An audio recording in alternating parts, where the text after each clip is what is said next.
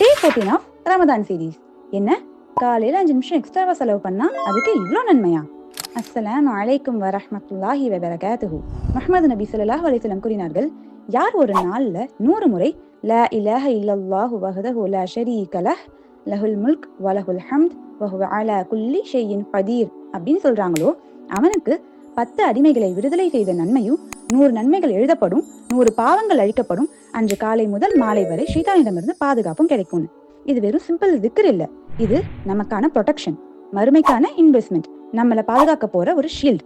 இன்னும் முஹம்மது நபி ஸல்லல்லாஹு அலைஹி வஸல்லம் கூறுகிறார்கள், ரமதான் வரும்போது சொர்க்கத்தின் வாசல்கள் திறக்கப்படும், நரகத்தின் வாசல்கள் மூடப்படும், ஷைத்தான் விலங்கிடப்படுவான். இப்போ யோசிச்சு பாருங்க, சொர்க்கத்தின் வாசல் திறந்திருக்கு, ஷைத்தானும் வீக்கா இருக்கான், நாம செய்யற நன்மையும் மல்டிப்ளை ஆகுது. இந்த மாத்த திக்ர் பண்ணாம இருந்தா பின்ன எப்ப பண்ண போறோம்? ஒரு நாள் நம்ம எல்லாரும் அல்லாஹ் சுப்ஹானஹு தஆலாவை சந்திக்க போறோம். அந்த நாள்ல நமக்கு சாட்சியா பணமோ ஃபேமிலியோ ஸ்டேட்டஸோ வராது. நாம செய்த திக்ர் மாதிரியான நல்ல அமல்கள் தான் நமக்காக சாட்சியா வந்து பேசும். அதனால இன்னையிலிருந்தே சொல்ல ஆரம்பிப்போம், அது நாளை நம்மளை காப்பாத்தும் இன்ஷா அல்லாஹ்.